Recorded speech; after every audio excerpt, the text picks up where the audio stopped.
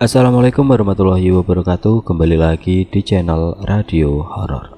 Untuk kisah kali ini masih dari cerita yang ditulis oleh akun Twitter @desiprayogo1. Dan untuk kisah yang akan saya bawakan kali ini yaitu sebuah kisah yang berjudul Penumpang Misterius. Sebelum kita masuk ke ceritanya, tekan dulu tombol like video ini dan jangan lupa tekan juga tombol subscribe channel ini dan nyalakan juga lonceng notifikasinya agar tidak ketinggalan cerita-cerita baru dari channel ini. Dan bagi teman-teman yang ingin membaca langsung ceritanya, nanti silakan saja kunjungi linknya yang nanti akan saya sertakan di kolom deskripsi. Dan seperti apa untuk kisah kali ini, langsung saja kita simak berikut ini. Gak afdol rasanya kalau kita belum kenalan sama narasumbernya terlebih dahulu, dan dia bernama Mas Bekti. Di sini Mas Bekti akan membagikan satu pengalaman horor dalam hidupnya. Pengalaman ini merupakan kali pertamanya bisa berinteraksi dengan sosok tidak kasat mata. Jangan lupakan pengalaman pertamanya ketika memutuskan untuk menjadi seorang driver sebuah travel. Sejak tahun 2015, Mas Bekti memutuskan untuk beralih profesi sebagai seorang driver sebuah mobil travel setelah namanya masuk dalam jajaran nama-nama pegawai yang terkena PHK. Jarak 2 minggu setelah PHK, sepupunya yang bernama Mas Waluyo atau akrab disapa Mas Uyo ini datang ke rumahnya sambil menawarkan sebuah pekerjaan kepada dirinya. Momennya itu pas sekali. Apalagi belum lama ini Mas Bekti sudah mendapat surat cinta dari sebuah dealer motor karena dia sudah menunggak cicilan 2 bulan. Belum lagi surat rindu dari PLN dan PDAM. Benar-benar membuat jantung berderai cepat, pikiran melayang-layang, susah tidur dan tidak nafsu makan. Ditambah notifikasi BPJS dan wali murid yang menambah deras air matanya. Berasa ingin teriak, tapi sungkan sama istrinya yang sedang hamil tua. Benar-benar sebuah hidup yang sangat-sangat complicated pol. Apalagi kalau dia berjalan ke arah dapur, pasti langsung nyanyi ingin aku teriak. Rasanya ingin tidur saja dan bermimpi menjadi raja di film horor. Kedatangan sepupunya ini seperti membawa angin segar di dalam hidupnya. Sepupunya ini menawarkan pekerjaan sebagai seorang sopir di travel yang baru saja dibentuk sama sepupunya ini. Ya, masih belum lama beroperasi, baru sekitar 1 tahunan, dan sepupunya ini berniat menambah beberapa mobil travel. Karena tingginya peluang waktu itu, otomatis membutuhkan beberapa sopir baru. Kebetulan Mas Uyo ini tahu kalau Mas Bekti sedang menganggur. Makanya Mas Uyo coba tawarkan lowongan ini ke Mas Bekti. Siapa tahu minat sebelum akhirnya dibuka lowongan untuk orang luar. Istilahnya itu brother numero uno.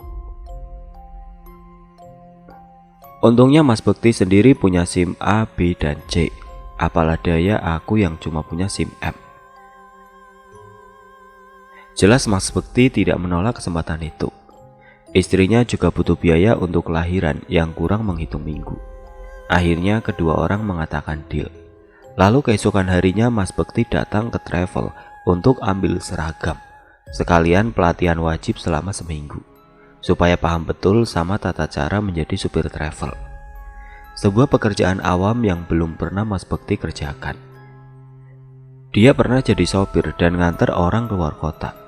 Tapi misalnya waktu itu pakai mobil biasa, bukan mobil travel. Dan jelas beda sekali tatanannya.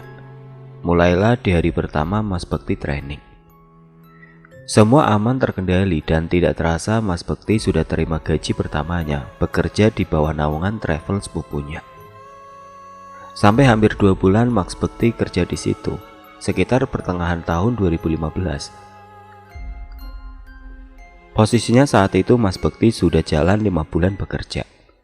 Mas Bekti itu benar-benar kerasan kerja di travel sepupunya.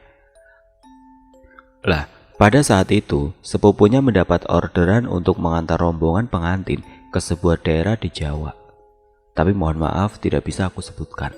lantaran daerah ini masuk ke sebuah cerita yang sudah pernah aku tulis, dan Mas Bekti menyadari hal itu.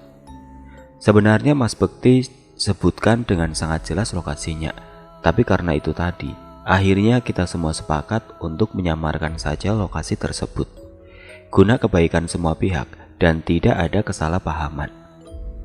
Sedikit disclaimer, Mas Bekti kirim cerita ini jauh sebelum cerita tentang daerah yang aku maksud kita publish. Jadi cerita dari Mas Bekti sendiri sudah ada di saat kita sedang menggarap cerita itu dan mempublishnya. Sama sekali tidak ada unsur keciplek atau kayak mana. Paham ya teman-teman semua? Lanjut.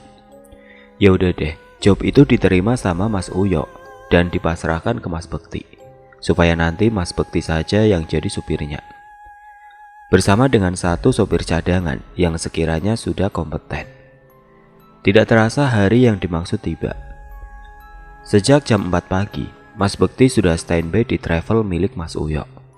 Dia sudah siapkan betul staminanya dan bahkan sudah siap kopi di termos kecil. Karena rombongan keluarga manten ini harus sudah berangkat sekitar jam setengah 5 pagi. Selama perjalanan berangkat menuju ke daerah yang dituju, alhamdulillah aman terkendali, tanpa ada hambatan apapun. Berhubung rombongan pengantin ini masih harus stay semalam di sana, jadi sore harinya Mas Bekti putuskan untuk pulang saja. Baru besok mereka jemput lagi para rombongan ini sesuai jam yang sudah ditentukan. Toh lokasinya tidak jauh-jauh amat dari posisi travelnya Mas Uyo, dan yang nyewa ya tetangga belakang rumah Mas Uyo sendiri. Habis Mas Bekti istirahat sebentar di rumah pengantin, sekitar jam 5 sore, Mas Bekti dan satu sopir cadangan pamit balik dulu. Mereka akan kembali ke lokasi besok siang jam 11, seperti yang sudah diminta. Pulanglah Mas Bekti ke kantor travel dengan kondisi tubuh yang benar-benar fresh. Nggak ngantuk ya nggak kenapa-napa. Akan tetapi ada salah satu dari anggota keluarga pengantin yang sebenarnya sudah memberi himbauan agar Mas Bekti tidak memaksakan pulang sore itu, apalagi sudah maghrib dan melewati sekitaran jembatan tersebut. Entah kenapa hal itu seperti sesuatu yang pamali bagi warga setempat. Katanya, ben selamat, artinya biar selamat.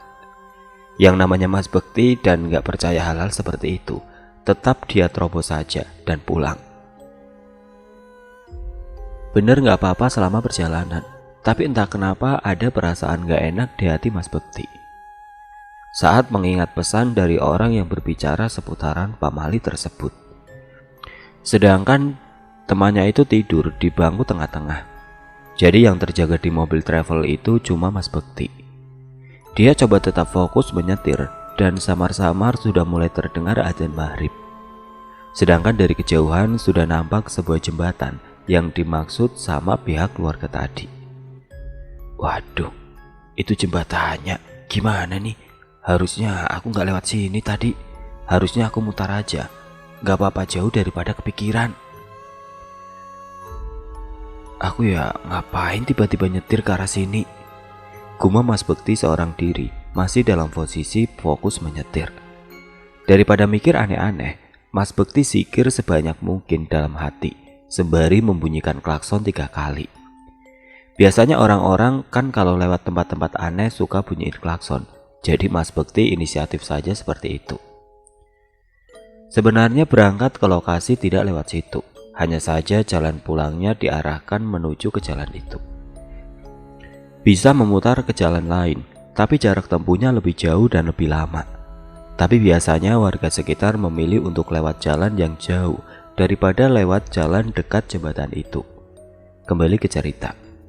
Selesai membunyikan klakson, sepintas tidak ada apa-apa dan yang ada hanyalah keheningan suasana sekitar. Tidak nampak kendaraan yang lewat satupun selain kendaraannya. Mas Bekti mau buka jendela untuk ngerokok aja, takut karena saking sepinya. Dia melewati jalan tersebut sambil diiringi suara azan maghrib berkumandang. Dengan harapan suara azan itu bisa menjadi pelindung dan penenang selama dia melewati jalanan sekitar. Benar sih, dia sedikit lebih tenang dan nampaknya semua berjalan baik-baik saja. Mas Bekti terus berjalan tanpa berhenti sedikit pun. Pas ketika dia hendak membenarkan kaca tengah mobilnya supaya bisa mengamati temannya masih tidur atau gimana, tiba-tiba mata Mas Bekti melotot bukan main setelah selesai membenarkan posisi kaca tengah itu.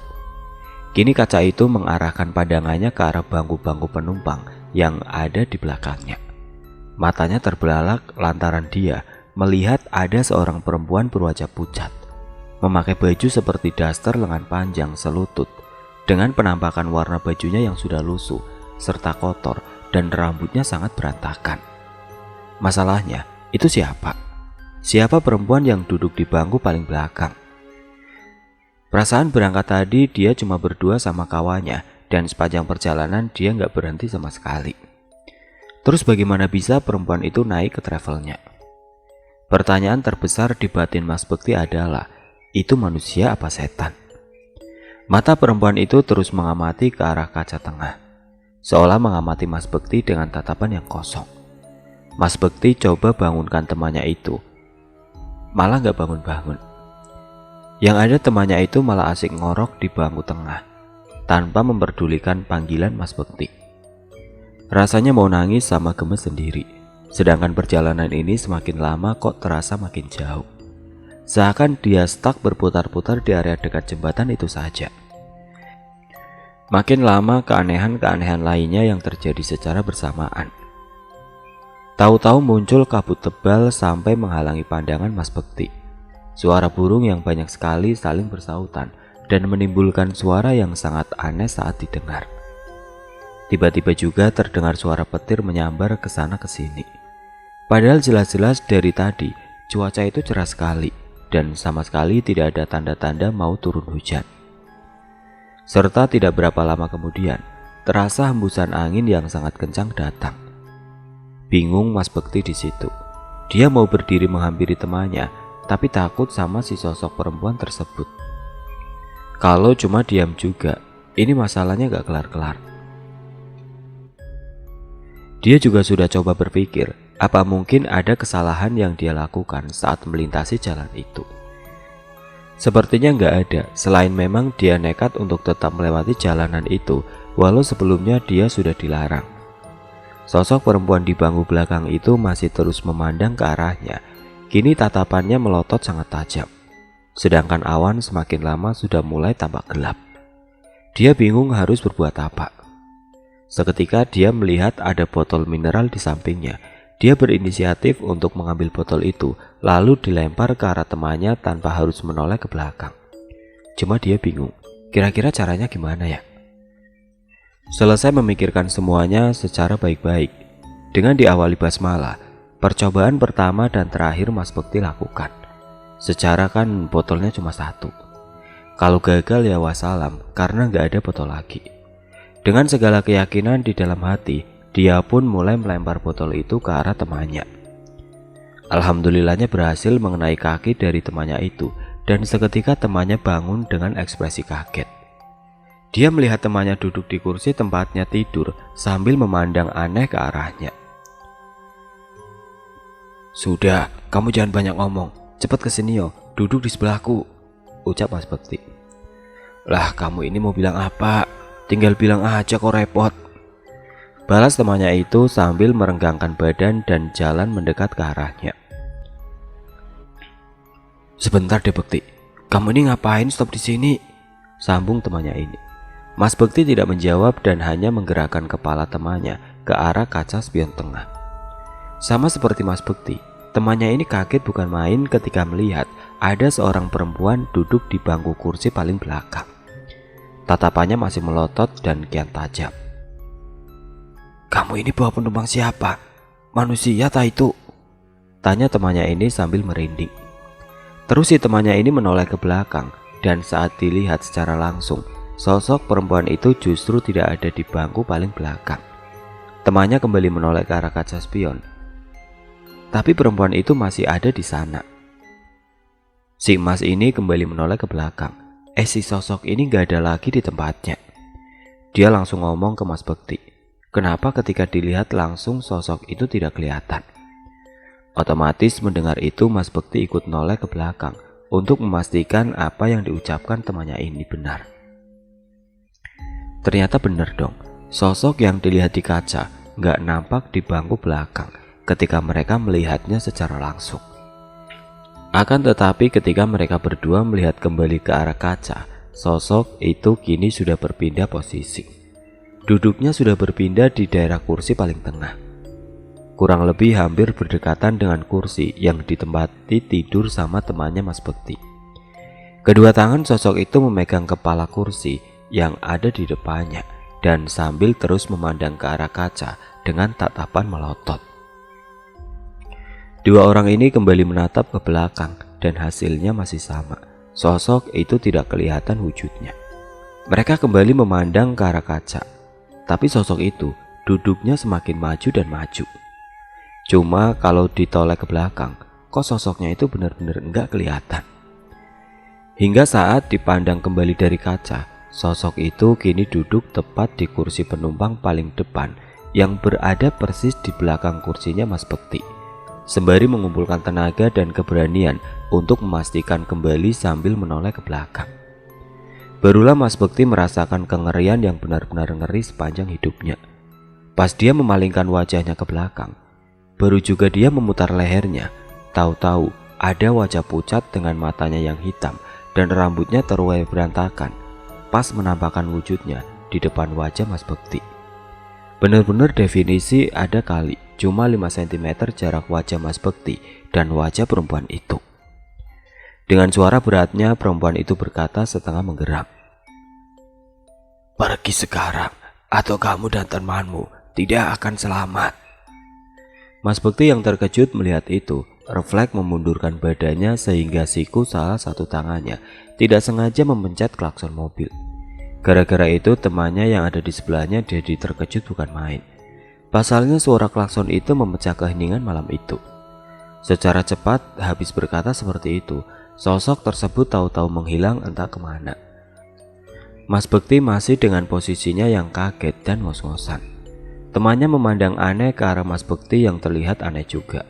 Seketika kabut tebal tadi hilang dan sekitar kembali normal. Ternyata teman Mas Bekti ini nggak lihat apa-apa.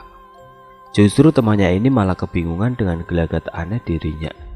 Waktu Mas Bekti menoleh kembali ke arah kaca, sosok itu sudah tidak ada di dalam mobil travelnya. Mas Bekti langsung bilang ke temannya, "Jo, kita harus pergi sekarang. Ini sudah nggak beres." Sambil mulai kembali menyalakan mesin mobil travel. Dua orang ini akhirnya kembali melanjutkan perjalanan pulang melewati jalanan tersebut.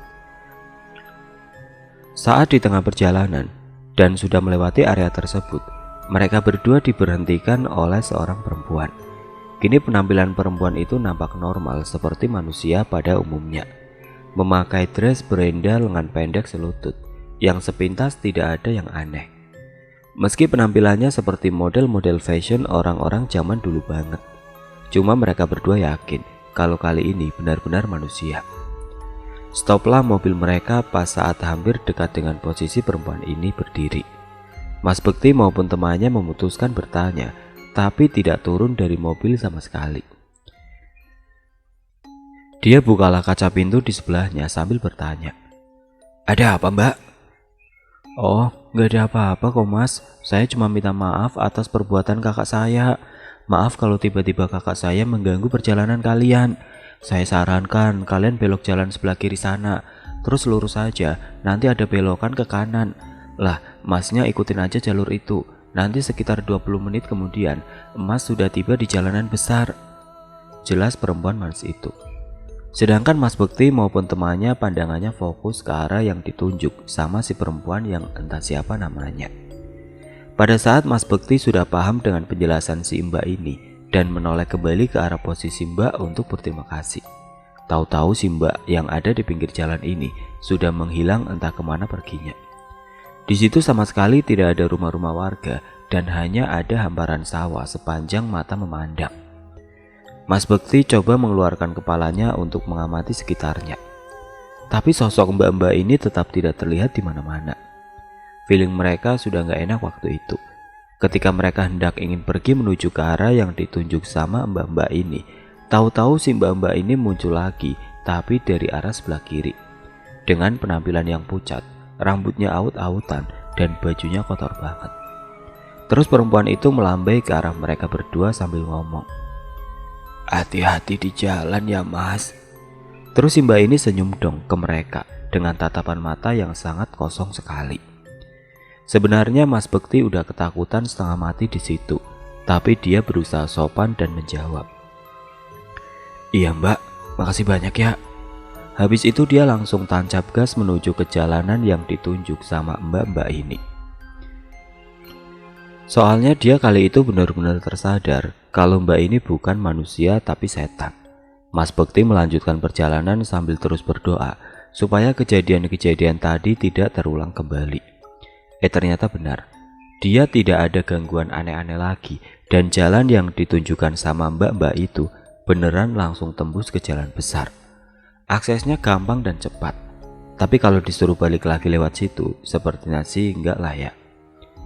Sudah cukup itu saja dia mengalami kejadian-kejadian aneh sepanjang dirinya menjadi sopir travel. Akhirnya pas sudah nyampe kota, Mas Bekti dan temannya ini memutuskan untuk mampir sebentar di salah satu warung untuk makan. Pas saat di tengah-tengah mereka makan, temannya ini nyeletuk kayak gini, "Bekti, perempuan tadi kok mukanya hampir mirip sama setan yang ada di dalam travel ya? Saudaranya apa gimana?" Mendengar itu Mas Bekti akhirnya ternotis sama satu kalimat diucapkan sama sosok perempuan yang memberinya petunjuk jalan, yaitu kalimat "kakak saya." Apakah mereka bersaudara? Waduh, serem ya cerita dari Mas Bekti ini. Sumpah asli, saat saya membawakan kisah ini, aku berasa kayak lagi menyelam masuk ke dalam ceritanya. Ikut membayangkan gimana situasi yang dialami Mas Bekti dan temannya pada saat kejadian. Asli, bikin bulu kuduk merinding. Untuk Mas Bekti dan temannya saya ucapkan banyak terima kasih sekali. Dari cerita ini, aku jadi paham kalau cerita yang pernah aku bawakan itu bukanlah cerita karangan belaka. Bahwa ternyata cerita itu benar-benar ada dan pernah ada kejadian tersebut di daerah sekitar situ.